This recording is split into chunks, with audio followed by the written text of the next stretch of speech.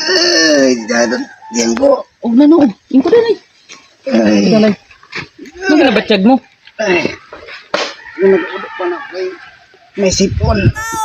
Pag nag-audo ka, may sabay na sipon. Sige daw.